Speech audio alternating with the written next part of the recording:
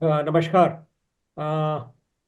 First of all, thank you, Dr. Chauhan, for giving your time for an important event which Connected Greens Foundation is organizing, wherein we are trying to get innovative ideas for how can the agriculture sector be supported to address the various issues of climate resilience and other related issues. Before we proceed further, I think I'd like to introduce Dr. Chauhan to my audience. Dr. Chauhan has been my colleague for more than 40 years. We were together in NABARD. Dr. Chauhan has a really a good, excellent blend of academic mind. He has been a researcher. He was a faculty at Bankers Development Lucknow. He was also the chief general manager of NABARD at the Uttar Pradesh regional office, one of the biggest offices of the country. He has been one of the most successful officers with NABARD, and the pleasure in introducing Dr. Chauhan is that now he's actually practicing what he was professing for the last 40 years. So it indeed is a learning from horse's mouth that Dr. Chauhan, who is engaged in actual agriculture practices, is understanding what the nitty-gritties of agriculture, their challenges and opportunities could be. Thanks once again, Dr. Chauhan. And again, to introduce you, that Connected Greens Foundation is an NGO which is in collaboration with GIZ and Bankers Institute of Rural Development, Lucknow, organizing a hackathon where we are trying to find new ideas for the four themes which we already have shared with you. To start with, I think let me understand from Dr. Chauhan that how has your been journey with the agriculture cultivation practices which you are progressing after your retirement? Just brief about the learnings and the lessons which you can share with all will enable the farmers to succeed. Yes, Dr. Chauhan. Thank you, Dr. Rakesh, and it's always pleasure to interact with you. And good morning to all the colleagues of yours who may be listening to us and joining us. Thanks again for speaking nice of me. And it is, as far as now it's almost 2 years for me in the village. And I'm trying to do whatever best I have learned through 37 years of my travel through NABARD. And of course, as I belong to a farmer's family, I had my own little knowledge from my grandfather and then my cousins, etc. Uh, Coming to the topic of climate change, as all of you are aware, that weather at best is now described as freak. You just don't know what happens when. So, say for example, this year in Western UP, in my district, in my village, right from 27th December till almost 1st of February, not a single day of sunshine. This has led to problems of ripening of mustard, problems related to ripening of vegetables like tomato, cauliflower, etc. And of course, the initial warmth which is required for raising of wheat. These are the main crops in my village, in my area, in Western UP during these days. So the smile on the face of farmer, when I am saying smile, we had lovely bloom this year as far as mustard was concerned. And all the farmers were so excited and delighted, thinking that they will have bumper crop. And everything went on well for almost 3 months. And then suddenly this 1 month of fog and every frost, everything comes. And now we are harvesting mustard, but on an average, you can say that the produce and the harvest is reduced by at least 20 to 25%. And now you will agree that the margins for farmer is only this 20-25%. With the type of marketing and value chain system available in our country right now, it is this 25%, 30% margin on which farmer works. And then if that gets reduced, it is not even break even if we factor in the labor which they must have put in. So no one knows. Agriculture was already a risky venture always. and dependent on weather. But now it has become so fragile in so far as climate is concerned, that we just don't know the temperature variations within a week. They vary by 7 to 8 to 10 degrees. Today in my village right now, it is 14 degrees Celsius. Yesterday at this very moment, it was around 20, because sunshine was there. Today there is no sunshine. So everything impacts the plant physiology, and finally most of the time it ends up farmer having a lesser harvest. So what can be done? First thing which comes to my mind, and the way we when we discuss, many of my cousins are also involved in uh, farming. They are not aware of the technicalities as such, but they come up with very practical things, if we ask you what can be done. So they were telling, one point which emerged out is, now it's time for Indian scientists and the agricultural scientists and policy makers to revisit our agroclimatic zones. Somewhere within the agroclimatic mapping, which has been done way back, now enough data is available insofar as climate change vagaries are concerned. And now with modern technology, uh, scientists are able to forecast also, maybe for next 4 years, 5 years, the deviation in temperature, etc., etc. So keeping all those things in mind, within an agroclimatic zone, some sort of subzones are now required. Once we start from there, because in the value chain, all of us will agree that the first point of the value chain in the context of the farmer is the production. Right. So climate change is more or less impacting the production, impacting the crop rotation, impacting the crop diversification. So these things can be really put in place with some sort of scientific temper and advisories given to the farmers. If we have subzones of our own agroclimatic things, because besides weather being free, it is also not that widespread things which we used to have, that if there is a monsoon, the entire UP is covered.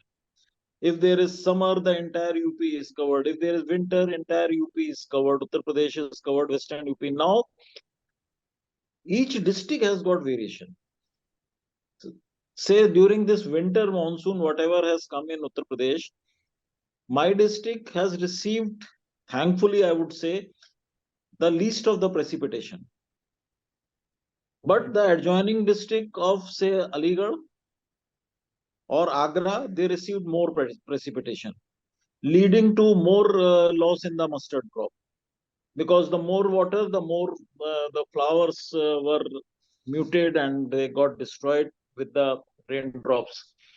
So it's not like that within a big area there is a uniformity.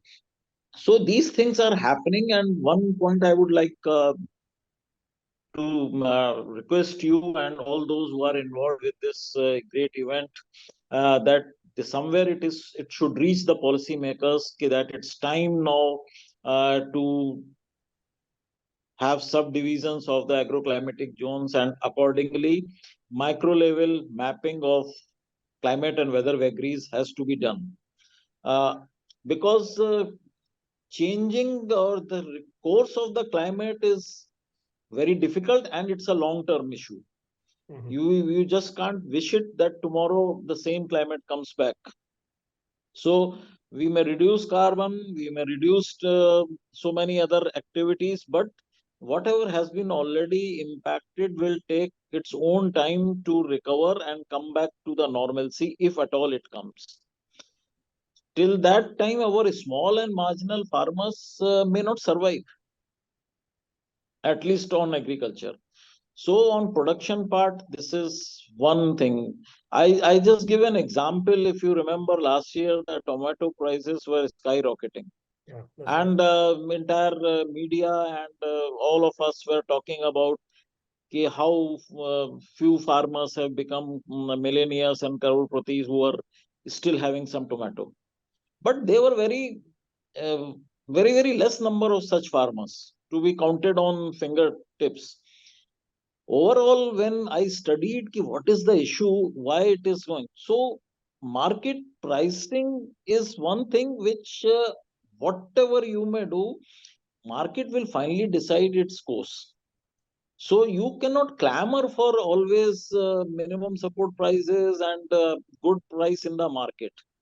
So if you, I tried to compare, and when I compared, I was astonished to see that the China, which is number one tomato producer, followed by India, has a productivity level of 100 MT per hectare. Mhm. Our best tomato crop is 25 MT per hectare.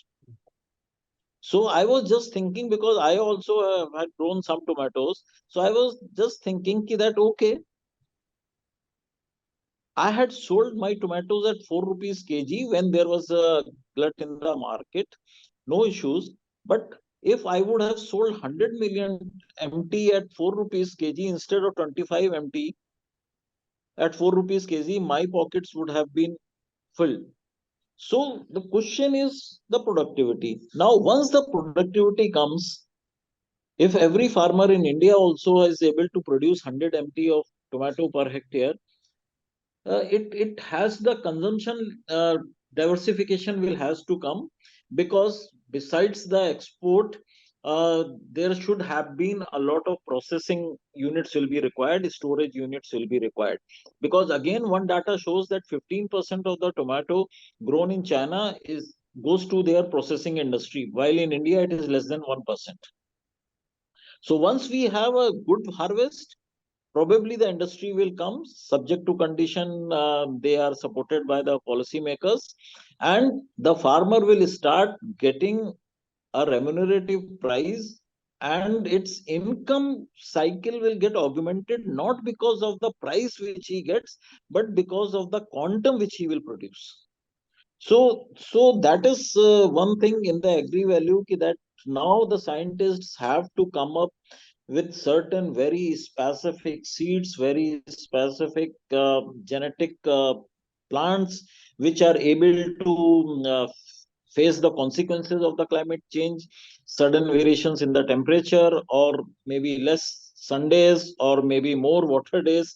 So, depending on the type of the crop which we have been growing, and depending on the climate which has changed, there has to be some sort of R&D, and it has to be very fast, so that we are able to get those sorts of planting material and seeds which are able to adapt to the climate change.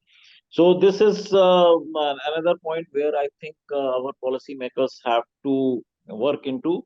And then, of course, the time once the production is high, the time will be there, the requirement will be there for the storage and scientific storage of the produce, because you market is not will not be able to consume everything within a season, and most of the time the price hikes are in the off season only.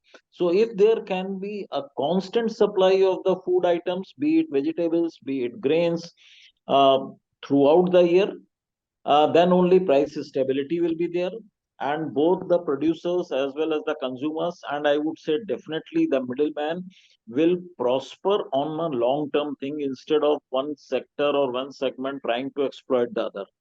So this sort of scientific storages, climate control storages, will be required depending on which crop is grown where. So that segmentation has to done, mapping has to be done, some sort of cluster approach. Ki, okay, Himachal requires scientific storage for apple, so maybe Western UP requires for something like papaya, or maybe for the other grains like potato and garlic. And again, since because garlic came to my mind suddenly, this time garlic is right now at 400 rupees kg, 500 rupees kg for last fortnight or so. And mine is a garlic belt. The place where I am sitting is a garlic belt. In my district, there used to be the Asia's largest garlic mandi. But then, when the garlic is got impacted because of Chinese garlic, which flooded the market, and then now the most of the farmers have stopped doing garlic in this garlic belt. Now they are just discussing and clamoring, okay, what would have been our wealth if we would have planted some garlic last year. So these are the things. Now maybe coming season, all of them will put the garlic in the hope that next year again it will be 400 rupees and 300 rupees, and then it will sell at 20 rupees, 30 rupees, because there will be a glut. So this sort of processing and storage value chain has to come up. Farmer will be able to produce, as I can just say, we used to say, if you remember at NABARD, we used to always salute the farmer for its resilience. The Indian farmer, in spite of all odds, the small land holdings and uh, capital inadequacy, etc., etc., but they always rose to the occasion. They had fed this country. They are feeding almost some big chunks of this world also by their sheer resilience and their labor. So I am fully now seeing it, how much they toil. So so they will not fail the society or the government, subject to condition they get some sort of advisories, what to sow and what to harvest, and when to sow and when to harvest, and some sort of assurance that there is an industry and there is a consumers market which is going to lap up whatever they produce. So Yes. there is probably a need for a crop diversification. What is your take based upon your experience of being a policymaker, of banker, See, and this is, also, so what do you feel that how should yeah, crop diversification be taken place, and what could be the recommendations or innovations on that account? yes. That is what I'm trying to tell Rakesh. See, uh, 20 years, 30 years back, mm, in my district and in my area, nobody, sorry, nobody used to be a paddy farmer. Hmm. We were having wheat, and we were having lentils, most of the time the pigeon pea. We were having gram, and we were having garlic and potato. These were the main crops in this particular area. Now everyone is having paddy as one of the major crops. Why it's there? Because of two reasons.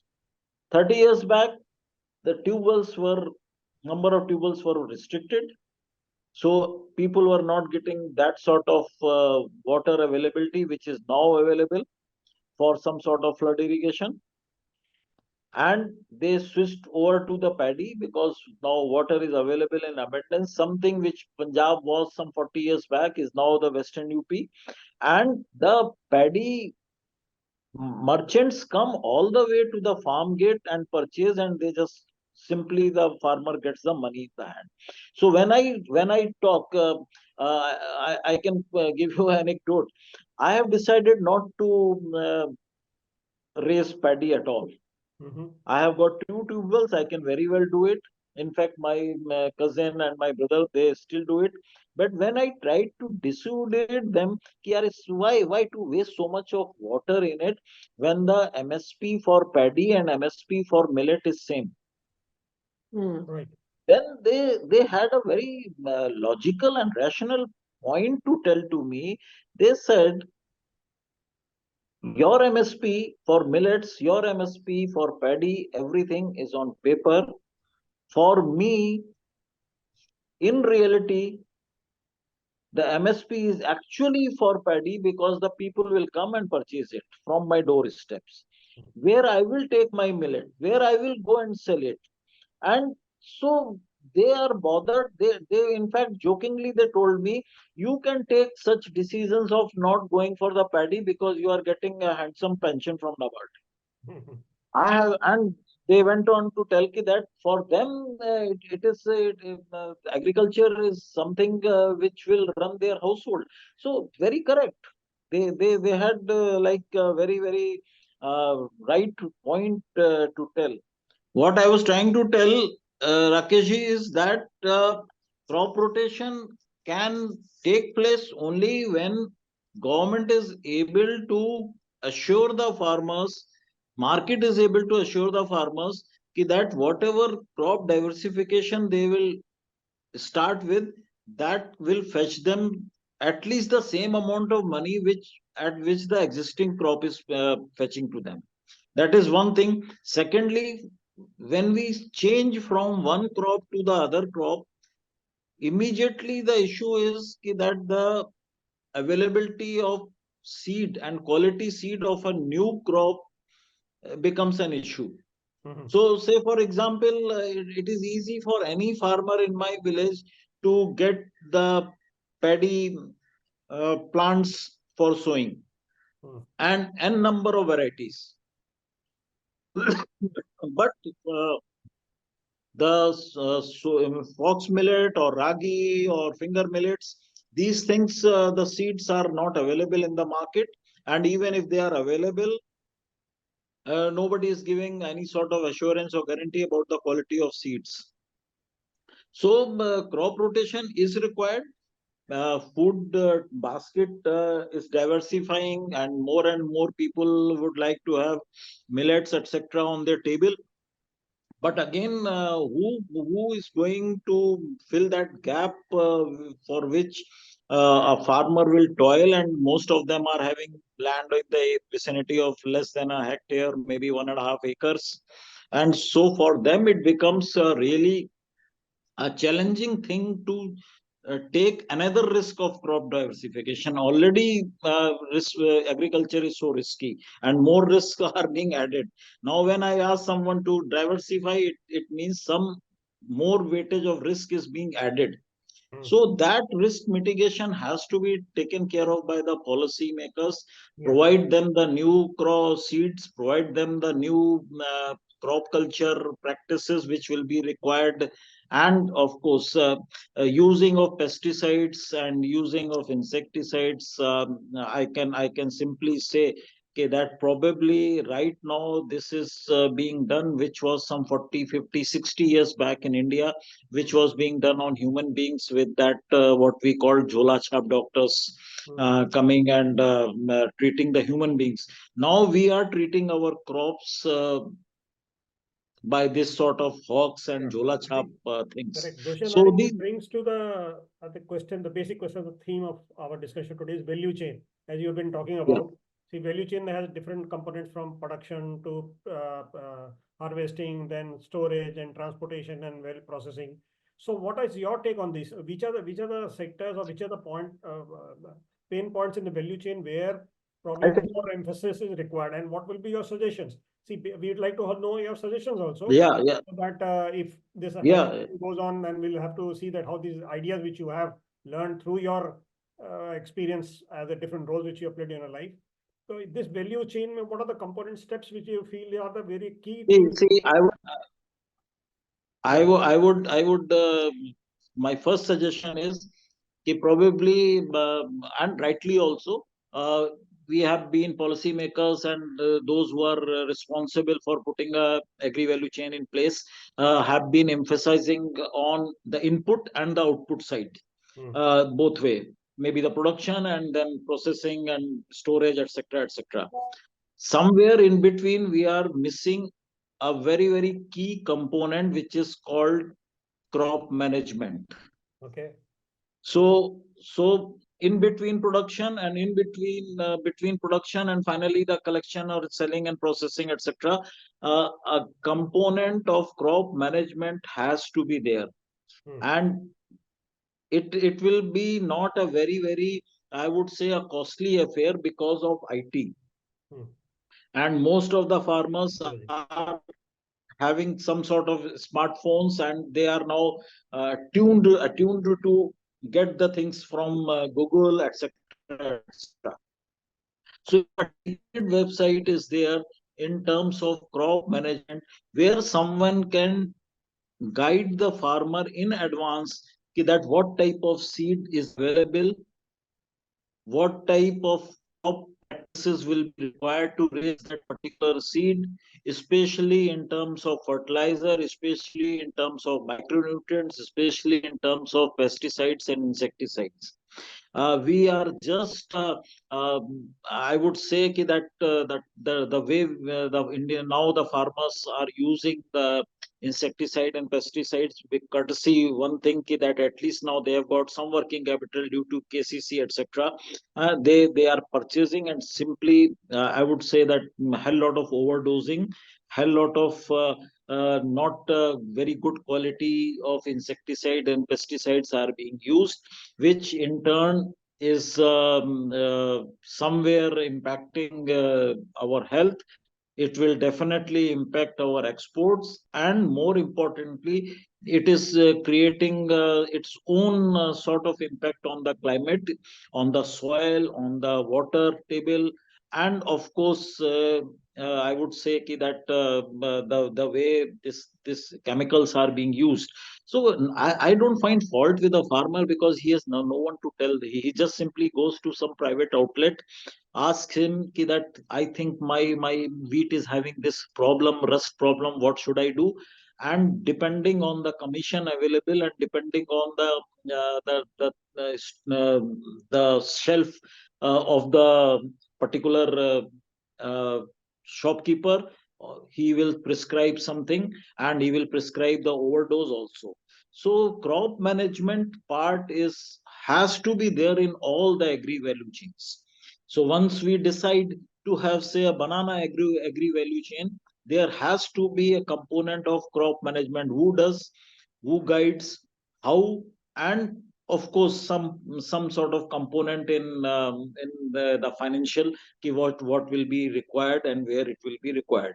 So the I think my take is in any agri value chain, probably we have not been that emphatic on crop management component of a value chain. So it should be thought of and it should be brought in because it will lead to better harvest, and it will also have more impact on climate adaptability and lesser of each micro level, you can say, the change which is required for having this sort of climatic ecosystem. Great. Uh, to coming to the last question of the day, I think based upon your again rich experience you have, what would be the words of wisdom for the young agri entrepreneur? You must be aware कि आजकल काफी young बच्चे या a commercial point of view say even many I heard IS people who retired taken retirement or many people from abroad have come back to the country and doing agriculture. So based upon whatever your experience so far is both in the ground and on the paper and the policy maker as well as the banker, young entrepreneurs, what are one or two, three suggestions which you like to give and very precise recommendations for them? Yes, please. See, there are three types of farmers now available. One is the farmer, majority, a great majority of the farmers who are in the farming business because they don't have some other vocation, and they are in the farming but great majority of that. But as you have said, now another component or the farmer profile is of those who are retired people like me and civil servants, etc., etc.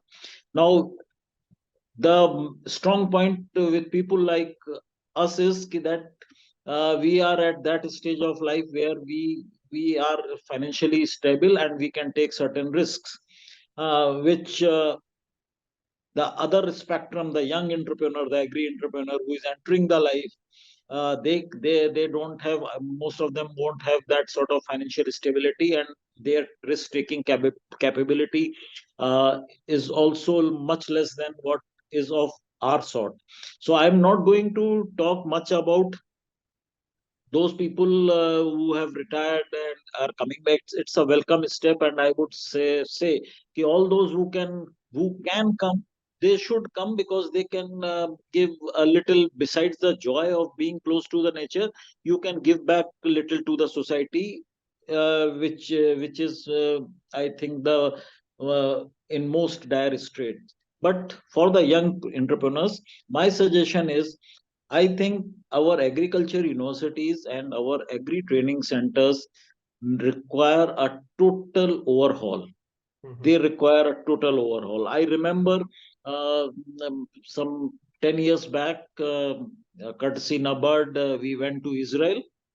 And there I saw lot many farmers from developing countries like Nepal, like Indonesia, uh, and probably one or two European developed countries, young people, they had come to Israel to have certification program on hands down agriculture. They were basically farmers there. They were not reading much. They were not reading much. They were actually doing agriculture. So our agriculture universities, now that there are, Rakesh, 4 5 skill universities in our country, which are talking about giving a graduation and post graduation uh, government recognized degrees on many vocations, like I would say carpentry and hotel management and chefs, etc. And their model is 20% classroom, 80% internship, on the job training. It's high time that for agriculture also it has to come in this country.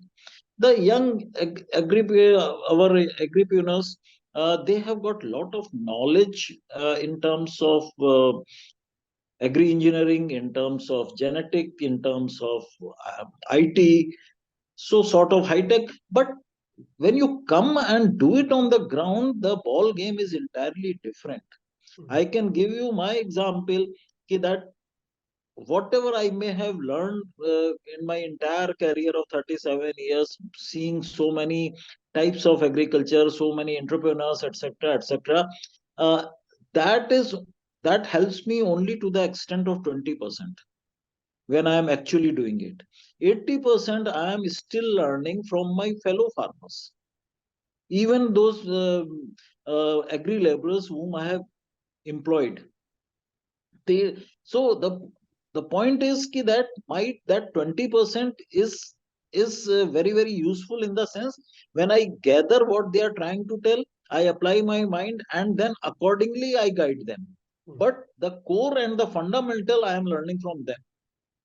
So I would suggest to all our agri entrepreneurs, till the time they get a chance, say, to go to a agri university and soil their hands and do the on job training, they should first come and stay where they have to do practice the agriculture for, and they should take it like 1 or 2 years is internship. It And they should learn from the fellow farmers, because they are the best teachers. And when you enter the field and when you put your hands on the soil, on the water, then you learn so many things. And then you learn about the market also. Marketing, agri marketing is very complex. Till the time you really indulge into selling your own stakes by way of crops, sometimes losing, sometimes winning, you won't be able to learn the nuances of agri marketing, because it's a very very complex thing. And so my suggestion to all the younger lot is, please come. Indian agriculture requires them. And at the same time, uh, for 1 or 2 years, think that you are in some sort of probation, some sort of internship, which actually you do when even when you join a corporate. And then learn this thing, and then only you can take a long term call, whether you want to proceed or you want to switch over to some another sort of vocation. So, and of course, government of India should definitely overturn all the agricultural colleges and agriculture universities into skill agri universities, not much of academics. Wonderful interacting with you, and I think the priceless inputs which got is basically based upon the hands-on work which you are doing at the ground now. And we look forward to your support and guidance as we move through this hackathon. And I think we'll take your inputs more and see that whatever you have been doing somebody else also benefits from your experience. Once again, thank you from the CDF, GAZ and Board, and wish you all the very best in all your endeavors.